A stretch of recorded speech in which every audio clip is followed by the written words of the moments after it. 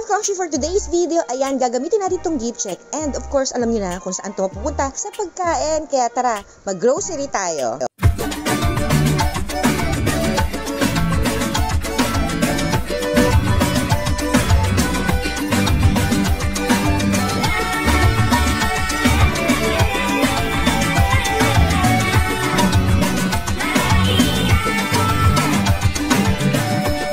So, let's go. Actually, this video, of course, ayan, late post na naman to. Matagal na to nangyari. At alam nyo ba, na walking distance lang ang mga grocery or mga resto dito sa amin. Paglabas mo lang ng subdivision, ayan, nandyan na, makikita mo na yung mga mayayaman naming kapitbahay. At dito talaga ang pinakamayayaman naming kapitbahay. Ayan, sila ang pinupuntahan ng pera, diba?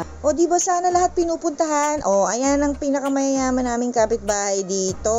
Diba? Pag nagutom ka, punta ka lang dyan. So, ngayon, ito, mamimili lang ako ng konti. And syempre, gagamitin lang natin yung gift certificate natin. Actually, gusto ko nga sana yung challenge. Dahil matagal na ako nakakagawa ng mga challenge na kung ano ang mabibili sa gantong amount. Pero dahil sobrang taas ng bilihin, panigurado naman yung gift check na nakuha ko kulang talaga yon.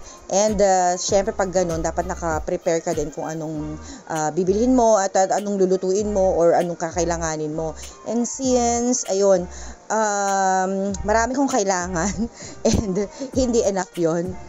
Tsaka alam nyo na, at ito nga, namblema pa nga ako kung gaano kadami ang bibilin ko kasi, ayan, ang mahal ng per kilo. Actually, mas tumaas pa yan ngayon kasi yan, sabi ko nga sa inyo, matagal na tong video ko na to.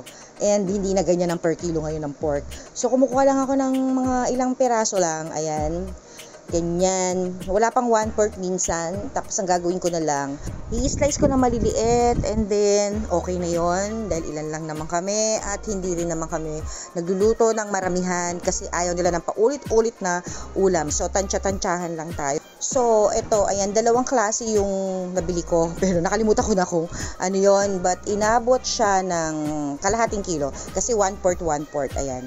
Inabot ng 200 plus anyway. At ito nga, kailangan ko sana ng kalamansi. Pero pagkatingin ko, ayan, natuyot na. Kaya wag na lang. Ilang piraso lang naman yung kailangan ko. Diba?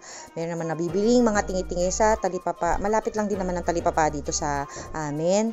And ito, nitingin pa ako kung anong kailangan ko rito. Mukhang wala na. So, may nakita ako. Ito. Gusto ko sana ng mangga. Pagtingin ko ng presyo, ayun, parang ayoko na. Pagtingin ng presyo, umayaw na no? Pero ang bango niya, sarap sana. Di ba, next time na lang kasi hindi to kasama sa kailangan kong bilhin. Yung importante na muna. So, itlog. Ayan. Itlog talaga is life, di ba? Araw-araw. May itlog ka lang sa bahay. Ayan. Hindi mo na problema yung pang-emergency na ulam. If in case na, di ba, pang merienda, pang ulam. Ayan, agad. Ready na. Tas ito, na-try nyo na rin ba yung gantong klase, yung vegan? Ayan, sa mga hindi nagkakarne.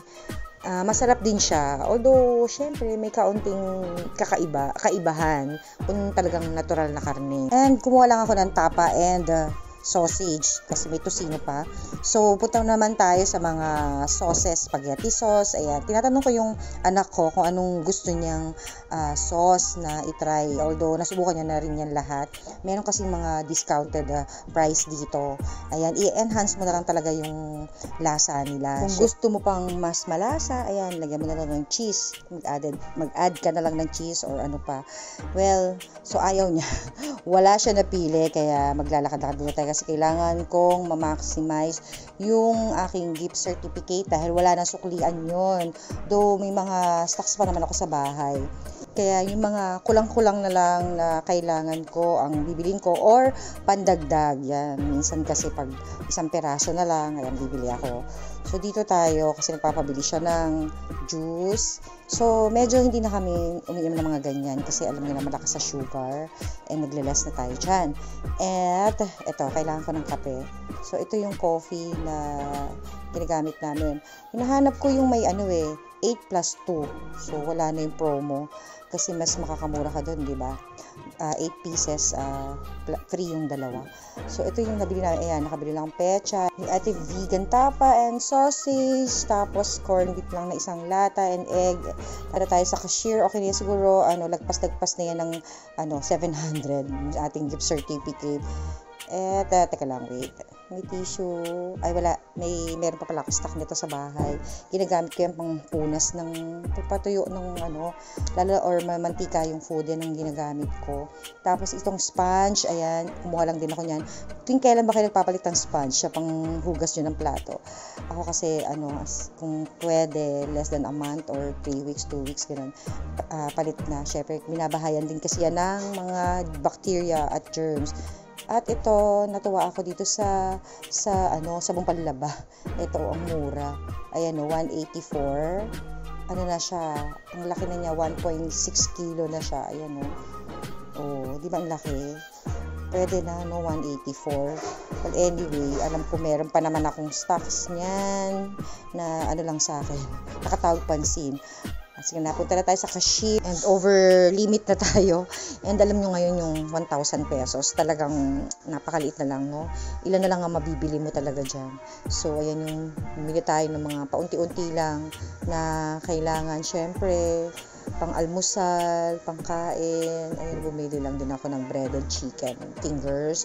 Tapos ito gusto daw niya yung bangus Shanghai. So, yun yung mga napamili ko, tag-iisa. Tapos pechay.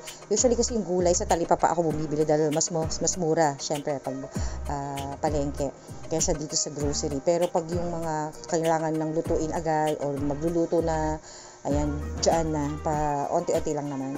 So, ayun lang naman, a bit of everything ang nabili ko. So, syempre, marami-rami na rin yan. Pang ilang araw na rin yan na i-consume. And yung ating gift certificate is worth 700 lang naman. At ito ay panigurado, lagpas-lagpas to. Which is okay lang kasi kung magdadagdag ako, konti na lang, di ba? At least hindi lahat yan ang babayaran natin dahil meron tayong 700 pesos na ililes from our grocery, which is malaking bagay na rin yun. So, ayan, 1,300 na. Lagpas na talaga. Kaya ayoko nga muna mag-challenge kasi usually yung ginagawa ko yung 500 pesos challenge. O, syempre yung 500. Ilang item na lang yung mabibili mo noon. Baka parang isang ulaman na lang yun sa sobrang mahal ngayon ng bilihin. And, ayan, yung dala kong bag, nagkasya lahat tong pinamili namin. So, ang total bill namin is 1,697.60. O, diba? Mga 1,700 na rin ang abot. O, meron tayong 700 na gift certificate. Kaya, ayan na yung pangbabawas natin. So, 1,000 na lang yung idadagdag ko. O, napakalaking bagay yan para sa atin sa sobrang mahal ng bilihin. So, yun lang. Salamat sa panonood. God bless everyone. Ingat palagi. Take a breath.